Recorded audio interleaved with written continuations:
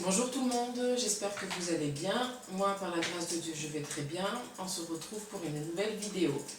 Aujourd'hui, j'ai envie de vous parler de la fidélité de Dieu. Dieu est fidèle dans toutes ses promesses. C'est pas comme les politiciens en fait, qui passent leur temps à faire des promesses de loi, surtout pendant les élections.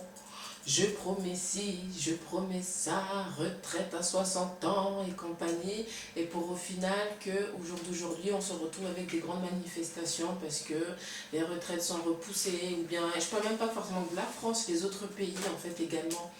En fait, faire des promesses au peuple juste pour être élu en fait au final. Donc Dieu n'est pas comme ça. Donc on va se baser sur ce verset, Nombre 23, verset 19. Dieu n'est point un homme pour mentir, ni un fils d'homme pour se repentir. Ce qu'il a dit, ne le fera-t-il pas? Ce qu'il a décidé, ne l'exécutera-t-il pas? Amen. Donc voilà, on se base sur ce verset. Et oui, comme je le disais tout à l'heure, Dieu n'est pas un homme pour mentir, ni un fils d'homme pour se repentir. Dans la Bible, il est très clair. Toutes les promesses que Dieu a citées dans sa parole, il les a accomplies. Toutes, j'ai bien dit toutes. Et des promesses, il en a fait beaucoup. J'en ai retenu quelques-unes. Par exemple, Abraham. Il lui a promis qu'il serait le descendant d'une multitude. Regardez aujourd'hui, nous sommes tous descendants d'Abraham. Enfin tous. Nous sommes une multitude de descendants d'Abraham, si je peux dire. J'espère que c'est assez français. Ensuite, la sortie d'Israël en Égypte. Moïse, à travers son serviteur Moïse, il a sorti son peuple Israël de l'esclavage d'Égypte, qui était en esclavage pendant 400 ans. Et il a accompli cette promesse. Il y a aussi cette fameuse promesse, la fameuse venue de notre Seigneur,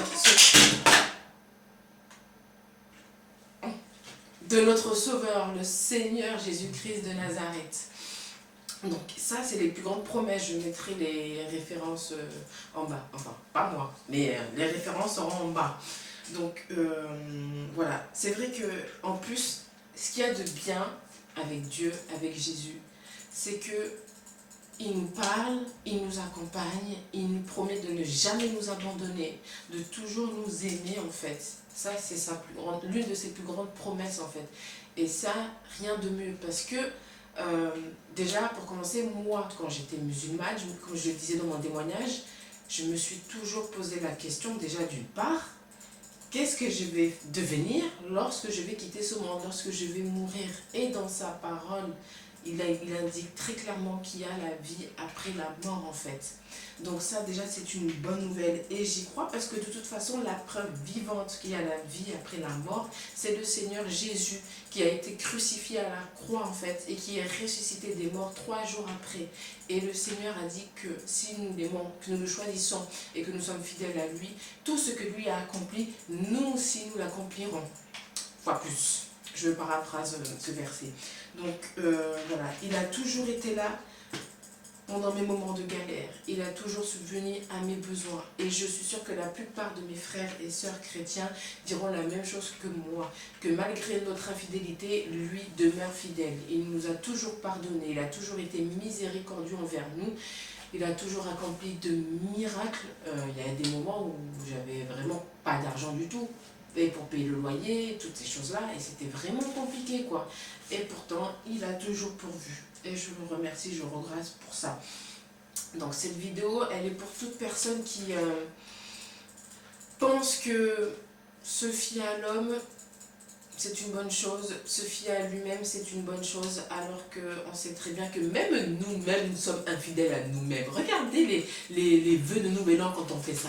Oui, bon, moi cette année 2023, je promets que je vais appeler Tata Jacqueline une fois par semaine, parce qu'elle me le réclamait. Ou bien, je vais être assidue au sport, vraiment, je ferai du sport au moins 2-3 fois par semaine, je vais manger sainement, et tous ces tralala, au bout de 2 semaines, encore 2 semaines, je suis trop gentille. Voilà. Vous, vos résolutions là, de fin décembre 2022, là, vous en êtes tout. C'est comment? Est-ce que vous êtes fidèle au poste ou bien? Voilà, ça entre vous. Mais en tout cas, ce que je voulais dire, oui, toutes les personnes en fait qui ont tendance à dire « Ah, l'homme est infidèle. Ah, On ne peut pas faire confiance à l'homme, on ne peut pas faire confiance aux gens.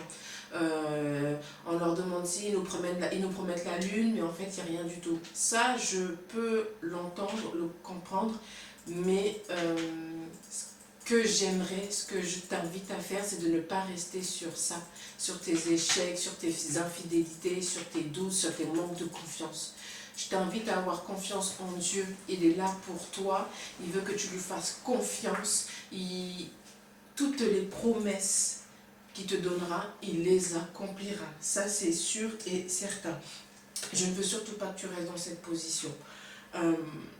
Maintenant, pour que Dieu réponde à ses promesses envers ta personne, il faut d'abord déjà, si ce n'est pas le cas, que tu le reçoives en tant que sauveur et ainsi que Seigneur. Donc pour ceux qui s'est déjà fait, alléluia, gloire à Dieu. Mais si ce n'est pas le cas pour toi, sache que la clé c'est Jésus-Christ de Nazareth. Donc si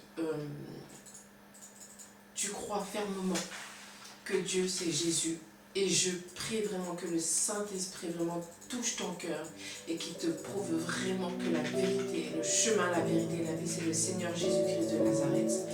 Je te prie de fermer tes yeux. Je t'invite à fermer tes yeux et à faire cette prière toute simple. Seigneur Jésus, j'ai compris que c'est toi la vérité, c'est toi le vrai Dieu, le chemin, la vérité et la vie. Jusqu'à aujourd'hui, je n'ai compté que sur moi-même, je n'ai compté que sur les hommes. C'est vrai que j'ai péché, je ne t'ai pas fait confiance et je te demande pardon et je te remercie Seigneur. Je te remercie de m'avoir accordé la vie jusqu'à maintenant. Je te remercie car maintenant, aujourd'hui, je fais le choix de te choisir en tant que sauveur et en tant que Seigneur pour toute ma vie. Mon cœur t'appartient à tout jamais. Dans le nom du Seigneur Jésus-Christ de Nazareth, j'ai ainsi prié. Amen. Voilà, tout simple. Donc, je t'invite vraiment à méditer sur toi-même, sur ta vie, où tu en es, qu'est-ce que tu veux faire, te sens-tu seul, surtout la solitude. Pourquoi tu es seul? Est-ce que c'est dû à l'infidélité de l'homme ou bien de l'environnement, du gouvernement, toutes ces choses-là? Je ne sais pas c'est quoi, mais en tout cas la seule chose que je sais, c'est que Dieu est fidèle et il répondra à toutes ses promesses. Voilà. Je te souhaite une excellente après-midi, une excellente soirée, une excellente matinée. Et puis on se retrouve très vite pour une prochaine vidéo. Bye!